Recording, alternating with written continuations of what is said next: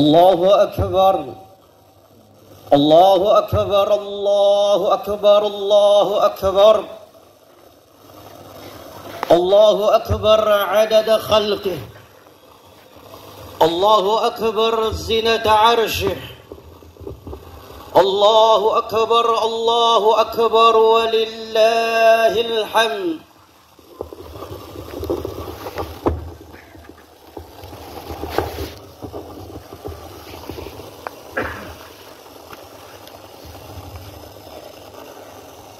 الله أكبر الله أكبر الله أكبر كبيرا. الحمد لله رب العالمين والصلاة والسلام على أشرف المرسلين نبينا محمد وعلى آله وأصحابه أجمعين ومن تبعهم بإحسان إلى يوم الدين ولا عدوان إلا على الظالمين.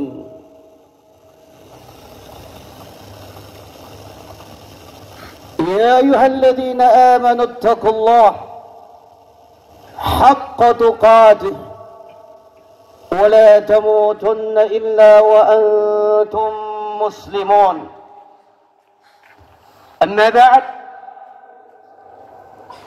معاشر المسلمين رحمنا الله وإياkum, di hari yang mulia ini, di hari yang mana Rasulullah sallallahu alaihi wa ala alihi wasallam memerintahkan kita untuk menampakkan keceriaan, kebahagiaan dan kesenangan. Bahkan Nabi sallallahu alaihi wa ala alihi wasallam sebagaimana diriwayatkan oleh Imam Al-Bukhari di dalam As-Sahih, membiarkan dan bahkan beliau melihat dan menyaksikan kaum muslimin dari negeri Habasyah bermain dengan tombak-tombak yang mereka miliki di rumah Allah, di Masjidun Nabawi. Kegembiraan yang wajar apabila Nabi pula menyatakan yaumu aklin wa syurbin, hari untuk kita menikmati makanan, untuk menikmati minuman. Tidak boleh untuk ada kepiluan dan kesedihan. Bahkan Rasulullah sallallahu alaihi wasallam mengingatkan kita untuk bagaimana kita menampakkan al-ibtihaj, periangan dan kebahagiaan di hari yang mulia ini. Ma'asyiral muslimin rahimakumullah, benar 30 hari telah kita lalui dalam taqarrub dan tawajjuh kita kepada Allah subhanahu wa ta'ala. Kita melakukan apa yang telah diperintahkan Allah bahkan sebagai rukun daripada agama kita, menunaikan ibadah puasa. Dan kita memohon kepada Allah Jalla Jalaluh, semoga puasa yang kita tunaikan tersifati sebagai puasa yang imanan wahtisaban, tertunaikan karena keimanan kita kepada Allah, kecintaan kita kepada Allah, karena harapan kita untuk kelak menatap wajah Allah, untuk kelak kita kembali ke kampung halaman kita, syurga Allah subhanahu wa ta'ala. Dan kesemuanya telah berlalu, 30 hari telah kita jalani. Dan saat ini, sebagaimana firman Allah subhanahu wa ta'ala, wa tilkal ayyamu nudawiluha bainan nas, demikianlah kami pergulirkan hari demi hari di tengah-tengah umat manusia. Tetapi kesemuanya untuk hikmah yang agung. Allah katakan, liya'lamallahu alladhina amanu Allah pergulirkan hari untuk Allah bedakan mana dari kalangan para hamba-hambanya yang memiliki keimanan yang sejati kepada Allah, yang tunduk kepada Allah, yang menjadikan kehidupan sebagai tahqiqul ubudiyah, perjuangan untuk realisasi penghambaan yang sepenuhnya kepada Allah Jalla Jalaluh. Allahu Akbar, kepada Allah yang Maha Besar. Bahkan lebih daripada itu, Allah pergulirkan hari wa yattakhidha minkum syuhada. Allah pilih di antara kita siapa yang kelak kiranya akan menjadi para hambanya yang gugur di jalan Allah Subhanahu wa ta'ala. Dan di hari ini pula telah Allah pilih di mana para hambanya dan siapa para hambanya yang Allah pilih sebagai al-utaqa minan nar, yang Allah bebaskan dari kengerian dahsyatnya api neraka, sebagaimana disabdakan oleh Nabi sallallahu alaihi wasallam bahwa di bulan Ramadan di setiap malam Allah pilih siapa kiranya gerangan yang akan dibebaskan dari api neraka. Ma'asyiral muslimin rahimakumullah, hari ini adalah hari yang sangat istimewa. Telah kita tinggalkan 30 hari yang mulia sebagai madrasah tazkiyatun nufus, saat-saat yang indah untuk kita berjuang bagaimana membersihkan hati kita yang telah berlumut dengan dosa, yang telah berselimut dengan dosa dalam kurun waktu yang demikian lama.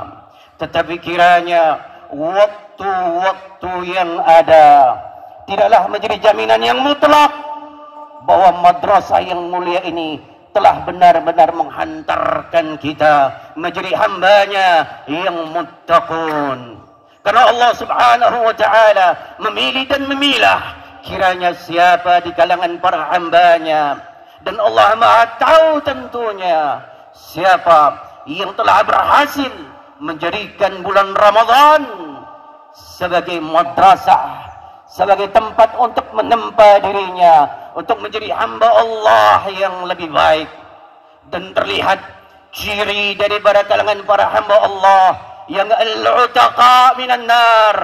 Dan semoga Allah jadikan kita sebagai golongan yang Allah janjikan dibebaskan dari belenggu api neraka.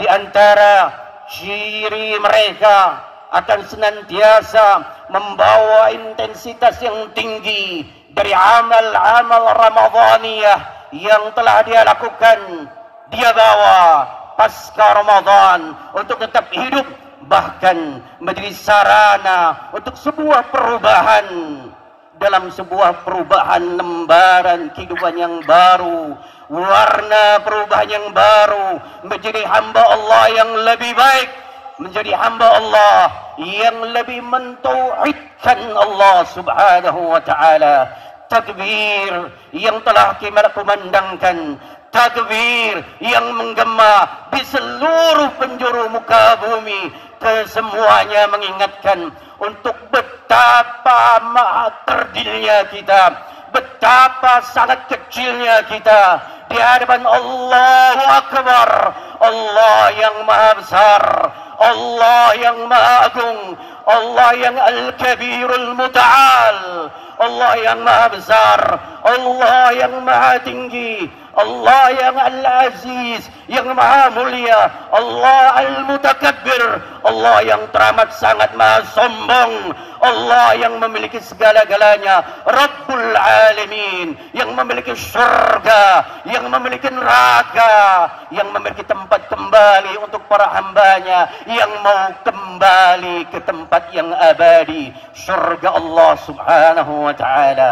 Maka lembaran warna kehidupan yang terindah apabila Ramadan menghantarkan kita untuk menjadi hamba Allah yang semakin mentauhidkan Allah Subhanahu wa ta'ala, membawa kita kepada sebuah warna kehidupan Allahu Rabbuna, bahwa Allah adalah Rabb kita.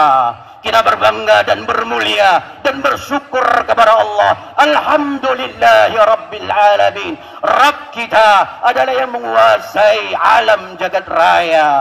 Tidak ada yang tersembunyi dan tidak ada satupun kecuali kesemuanya khalqullah, hamba dan makhluk Allah yang tunduk kepadanya, dan kepadanya pula kita menghamba kepada Allah. Yakin bahwasanya Allah juga ilahuna, Allah adalah ma'buduna.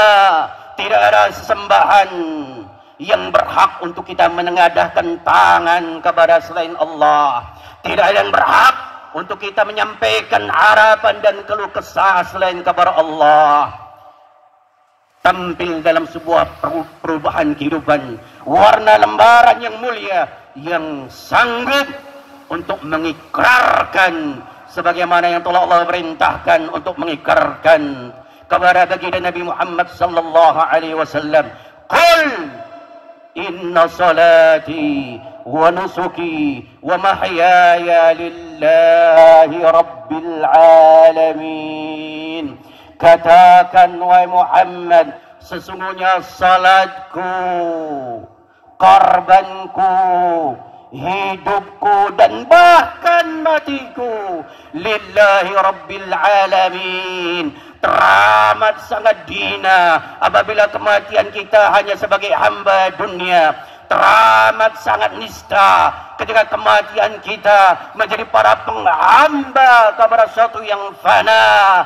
Teramat sangat durhaka kepada Allah kalau kematian kita tidak tertunduk kepada Allah yang tidak terakhiri dengan la ilaha illallah, bahwa tidak ada sesembahan yang wajib disembah selain Allah subhanahu wa ta'ala. Ketundukan yang terbawa dalam istiqamah karena yakin Allah memiliki al-asma'ul husna, nama-nama yang indah dan sifat-sifat yang mulia yang kesemuanya menunjukkan kebesaran dan keagungan Allahu Akbar, Allah yang maha besar.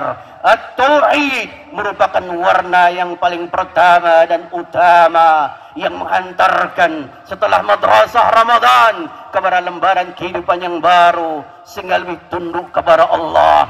Salat yang merupakan panggilan Allah 5 kali sehari akan menjadi sesuatu yang dirindukan, menjadi sebuah pelipur lara di setiap hari, sebagaimana Nabi sallallahu alaihi wasallam menyatakan kepada Bilal, "Ya Bilal, arihna bis salah." Demikianlah Rasulullah sallallahu alaihi wasallam damai dan sejuk hatinya dengan salat 5 waktu dikala adzan dikumandangkan oleh Bilal radhiyallahu anhu. Inilah yang harus kita istimewakan. Inilah yang menuntut kita untuk lebih peka menunaikan panggilan Allah dalam kehidupan kita. Terbiasa Rasulullah sallallahu alaihi wasallam membantu keluarganya, tetapi ketika azan sudah dikumandangkan, taraka mihnatahu, aktivitas seberat apapun, bahkan kiranya nyawa menjadi taruhannya, salat tidak bisa ditinggalkan. Ingatkah kita bagaimana diajarkan salatul khauf dalam peperangan, dikala kita menyabung nyawa, dikala kaum muslimin menyabung nyawa mereka, mengayunkan pedang mereka, mengendari kuda-kuda mereka, tiba waktu salat haram untuk menunda pelaksanaan salat, sehingga diajarkan tetap untuk melakukan salat, haram untuk meninggalkan salat, walaupun atas nama jihad, walaupun atas nama cita-cita menggapai surga Allah. Apalagi untuk dunia yang akan musnah, walaupun aktivitas kita mendatangkan miliaran dalam kehidupan kita, tetapi ingat, kesemuanya tidak berarti ketika panggilan Allah terabaikan dalam kehidupan kita. Jangankan salat 5 waktu, rakaatul fajri khairun minad dunya wa ma fiha. 2 rakaat fajar, salat sunnah di pagi hari, 2 rakaat yang kita tunaikan, khairun minad dunya wa ma fiha, lebih mahal dari seluruh dunia dengan kekayaannya yang ada. Kenapa? Karena Allah Al-Ghaniyul Hamid. Allah teramat sangat maha kaya. Allah maha terpuji, yang hakikatnya sama sekali Allah tidak pernah membutuhkan sujud kita. Allah tidak pernah merasa kaya, membutuhkan, fakir terhadap sujud dan ruku' kita. Tetapi kita lah yang fakir dan teramat sangat membutuhkan, sebagaimana firman Allah, wa antumul fuqara'u ilallah. Kalian siapapun, dalam kapasitas apapun, kalian adalah para hamba yang fakir kepada Allah Subhanahu wa ta'ala. Tidak hanya miskin, tetapi fakir, sangat membutuhkan Allah Subhanahu wa ta'ala. Dan perubahan lembaran kehidupan berikutnya akan membawa kepada kehidupan yang semakin bertakwa kepada Allah. Di saat Allah menyatakan la'allakum tattaqun, kata para ulama, di antara bentuk takwa adalah kemampuan, sebuah perubahan untuk mampu istiqamah dalam menjalani agama Allah. Kenapa demikian? Karena tidak akan pernah ridha, tidak akan pernah rela syaitan dari kalangan jin dan manusia. Siapapun dari kalangan jin dan manusia, dari kalangan Yahudi dan Nasara, tidak akan pernah ridha kepada kita untuk menjadi hamba Allah yang tunduk. Oleh sebab itu mereka berjuang, mereka mempertaruhkan apa yang mereka miliki untuk membelenggu kita di jalan Allah. Oleh sebab itu Allah pun berwasiat kepada Nabi, ya ayyuhan nabiyyu taqillah wa la tuti'il kafirin wal munafiqin. Wahai Nabi, wahai orang yang terbaik, wahai sayyidul bashar, wahai pembuka pintu surga, wahai pemilik syafaat uzma, diingatkan kepadanya untuk bertakwa kepada Allah. Wala tuti'il kafirin, dan jangan engkau mengikuti orang-orang kafir dan orang-orang munafik yang juga tidak akan pernah berhenti pula untuk menjebak kita dengan jeratan syaitaniyah. Ma'asyiral muslimin, akhlak merupakan bagian yang dimana syaitan akan berjuang untuk melumpuhkan nilai-nilai kemuliaan akhlak yang telah diajarkan. Sungguh naif dan menyedihkan apa yang disabdakan oleh Nabi sallallahu alaihi wasallam, yang diriwayatkan oleh Al-Imam Al-Bukhari di dalam As-Sahih, mengingatkan keterpurukan umat ini yang sudah menjadikan orang-orang Yahudi dan Nasara, orang-orang Romawi dan Persia, orang-orang Barat menjadi kiblat kaum muslimin. Baginda Nabi bersabda dalam hadisnya yang mulia, la tattabi'unna sanana man kana qablakum. Sungguh-sungguh dan sungguh-sungguh kalian umat ini akan benar-benar mengikuti jalan-jalan kehidupan dari umat-umat yang sebelum kalian. Shibran bi shibrin, sejengkal demi sejengkal, sehasta demi sehasta, hatta law dakhalu juhra dabbin la dakhaltumuh. Jikalau orang-orang Romawi, orang-orang Persia masuk ke lubang biawak padang pasir, kalian pun akan berjuang untuk bisa masuk ke lubang biawak padang pasir, karena kecintaan yang mengikat mereka dan menganggap kemuliaan, kebanggaan adalah dengan mengikuti apa yang viral dari kehidupan para adullah, orang-orang yang teramat sangat dimurkai Allah, orang-orang yang maghlub dan orang-orang yang adzalim adalah golongan yang telah diperingatkan untuk kita agar kita memiliki nilai perjuangan untuk kita melakukan upaya istiqamah, berbangga dengan sibghat Allah, dengan celupan warna agama Allah. Demi Allah, tidak ada yang lebih mengangkat kemuliaan, tidak ada yang menggetarkan singgasana orang-orang kafir dari kalangan syaitan dan siapapun, kecuali yang telah disyaratkan oleh Imam Ibnu Qayyim rahimahullah, melebihi daripada perjuangan seorang hamba Allah untuk istiqamah, untuk komitmen dengan agama Allah, untuk kembali kepada keutuhan dan kemurnian di dalam menjadi hamba Allah. Hal itu sebagaimana sabda Nabi sallallahu alaihi wasallam yang diriwayatkan oleh Imam Abi Dawud, ketika Nabi mengabarkan keterpurukan ini, maka tidak ada solusi yang dijanjikan Nabi untuk kembali meraih kemuliaan. Bukan gedung pencakar langit, bukan pesawat yang tidak terdeteksi dengan radar, bukan olahraga yang menjadikan orang-orang tersilap matanya sehingga mereka mengetopi daripada kemajuan olahraga, tetapi yang menggetarkan, sebagaimana dikatakan oleh para ulama, dikatakan oleh Imam Muqbil rahimahullah, yang menggetarkan adalah ketika muncul gerakan umat ini untuk mempelajari agama Allah, tumbuh berkembang menjadi para hamba Allah yang taat kepada Allah subhanahu wa ta'ala. Allahu akbar, Allahu akbar, Allahu akbar.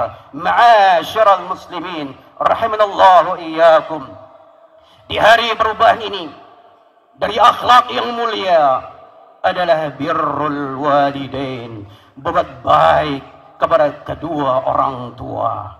Teramat sangat besar dikala Allah subhanahu wa ta'ala telah mengingatkan para hambanya, wa'budullah wa la tusyriku bihi syai'an, beribadalah kalian semuanya kepada Allah, jangan mempersekutukan Allah dengan sesuatu apapun. Apa setelahnya Allah mengikutkan? Pelajaran apa yang setelahnya Allah mewasiatkan? Ternyata Allah ingatkan, wabil walidaini ihsana, untuk berbuat baik kepada sosok seorang ibu yang dikatakan oleh Nabi sallallahu alaihi wasallam, rangan seorang ibu tatkala melahirkan satu rangan mereka tidak akan bisa kita gantikan dengan derma seluruh harta kita. Ini yang diingatkan.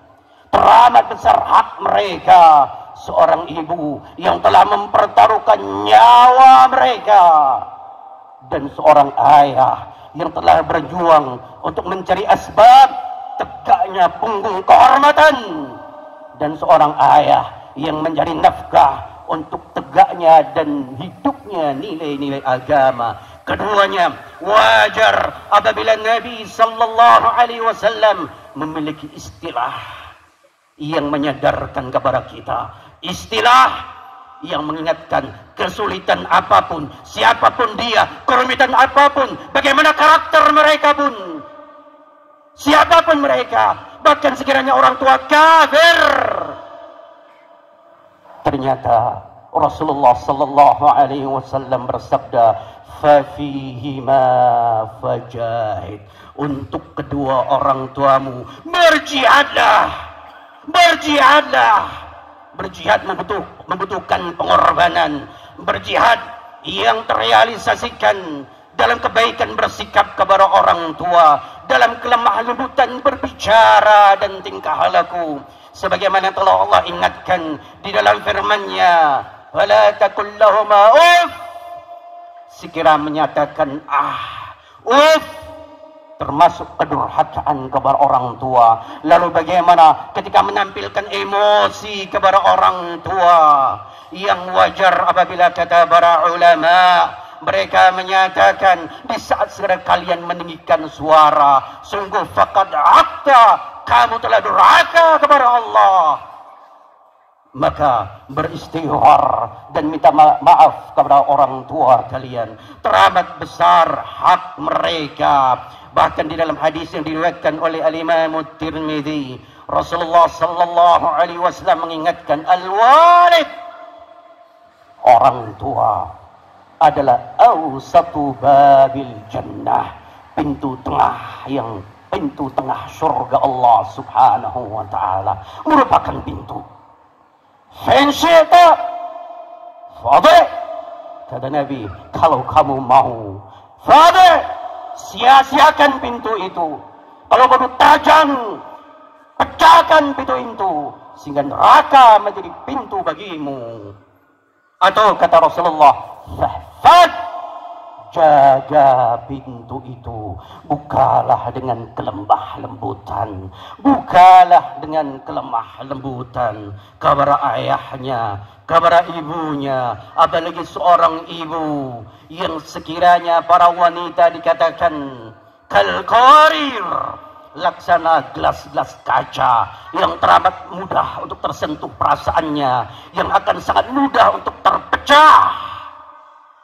Lalu bagaimana ketika kita menghadapi Al-Qarir, yang dia adalah sosok yang melahirkan kita, sosok yang telah berjuang mempertaruhkan segala-galanya. Tidak ada orang tua yang mengharapkan anaknya celaka, tidak ada orang tua yang mengharapkan anaknya hidup sia-sia, tidak ada orang tua yang ingin menghantarkan kepada kehidupan yang celaka untuk para anak-anaknya.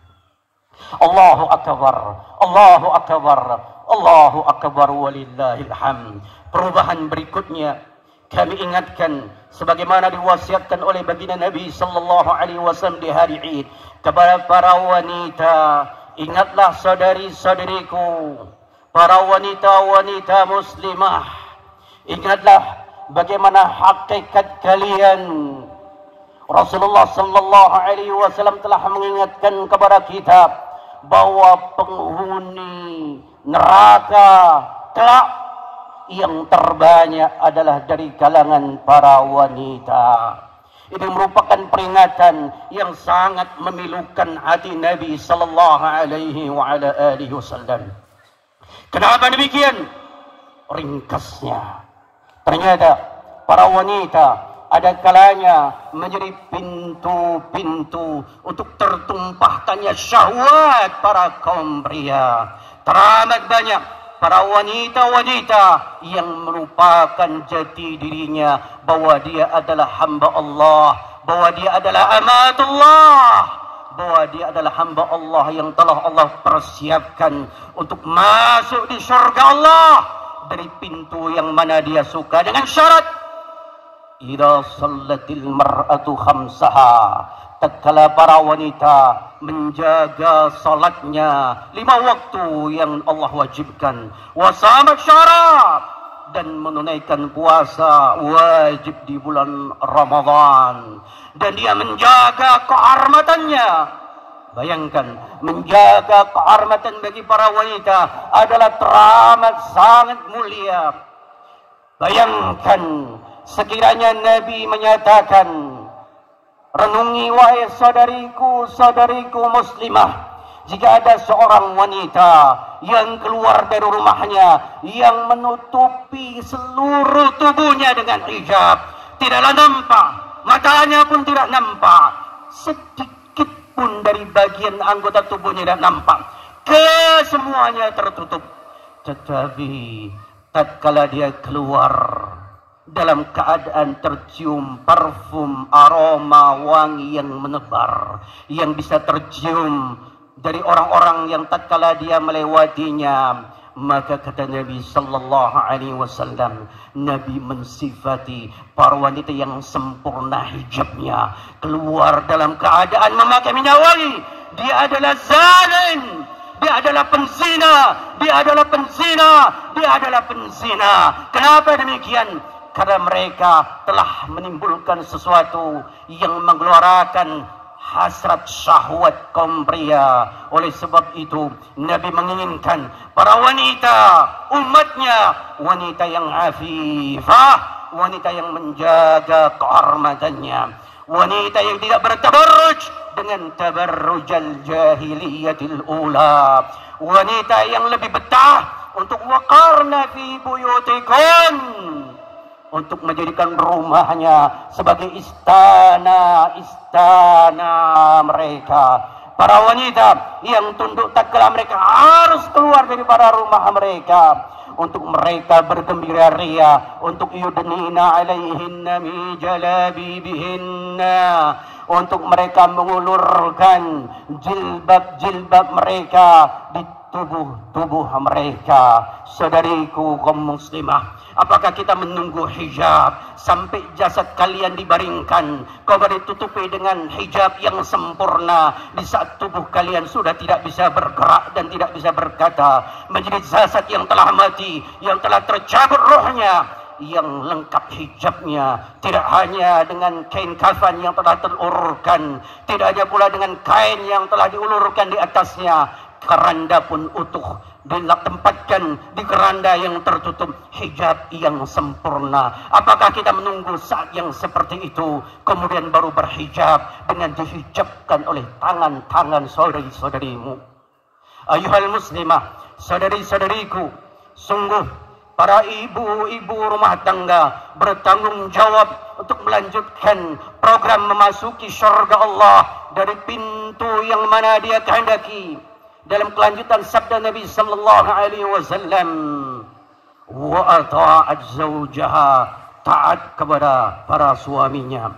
Oleh sebab itu Nabi sallallahu alaihi wasallam mengisyaratkan mereka yang akan memenuhi dan menjadi bara api neraka adalah para wanita-wanita yang wa yakfurnal ashir, yang mana mereka berbuat tidak bersyukur kepada suaminya. Memang itulah perjuangan, dan kesemuanya memiliki nilai-nilai perjuangan. Dan para suami, tanggung jawab mereka besar. Kullukum ra'in wa kullukum mas'ulun an ra'iyati. Wahai para suami, jagalah kehormatan keluarga kalian. Jangan tampil dalam kehidupan menjadi para suami yang dayuth, yang tidak akan mendapatkan harumnya bau surga.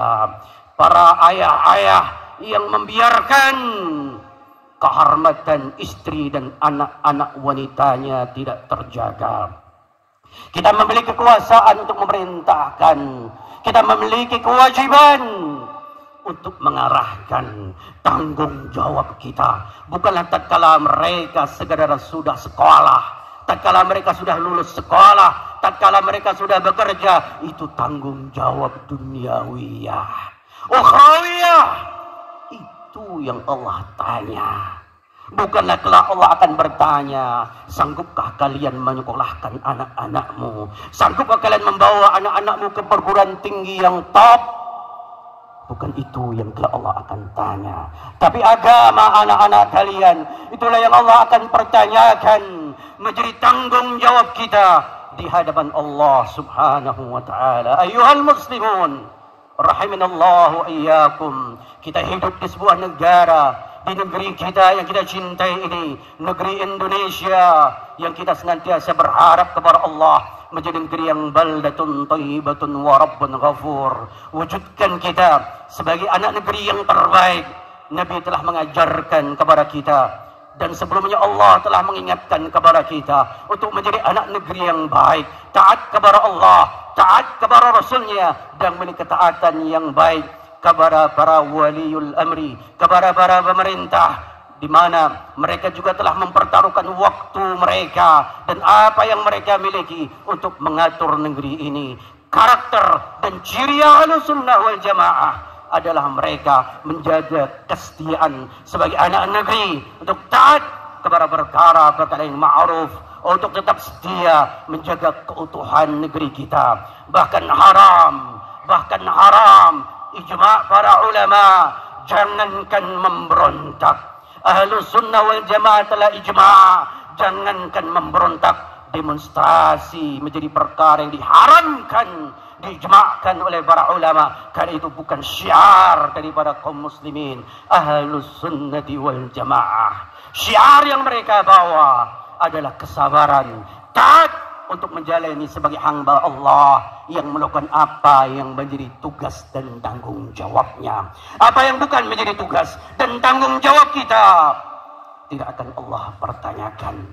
Penguasa yang bertanggung jawab dengan apa yang sesuai telah Allah amanahkan kepada mereka, mereka lah yang akan bertanggung jawab. Kita hanya berdoa kepada Allah, semoga Allah memberikan taufik kepada para pemimpin kita, kepada negeri yang kita cintai ini dan negeri-negeri kaum muslimin, dan kita berdoa kepada Allah untuk saudara-saudara kita yang saat ini dalam keadaan terzalimi, dalam keadaan terjajah, dalam keadaan teraniaya. Semoga Allah Subhanahu wa taala membantu negeri Palestin, membantu saudara-saudara kita terkhususnya di Gaza dalam keadaan mereka teraniaya. Semoga Allah menolong mereka dari para musuh-musuhnya, orang-orang Yahudi al-zalimin al-ghasibin. Demikian pula saudara-saudara kita di Somalia, saudara-saudara kita di Sudan yang saat ini terbantai, yang tidak terlihat oleh kacamata kaum muslimin. Bagaimana mereka tidak lebih mengerikan keadaannya daripada kondisi Gaza,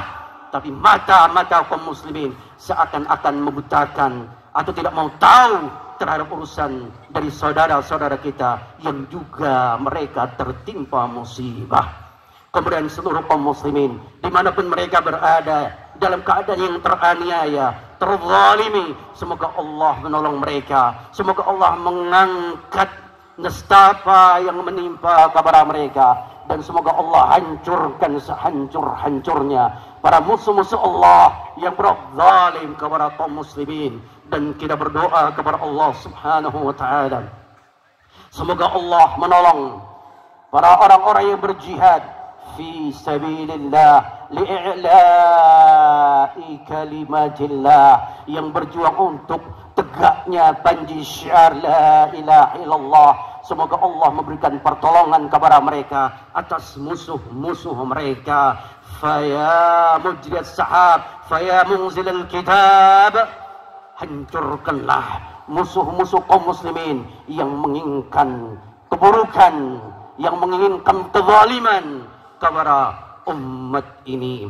أقول قولي هذا وأستغفر الله لي ولكم ونفعني وإياكم بما فيه من الآيات والحكمة. إن الله وملائكته يصلون على النبي يا أيها الذين آمنوا صلوا عليه وسلموا تسليما. اللهم صل على محمد وعلى آل محمد كما صليت على إبراهيم وعلى آل إبراهيم إنك حميد مجيد.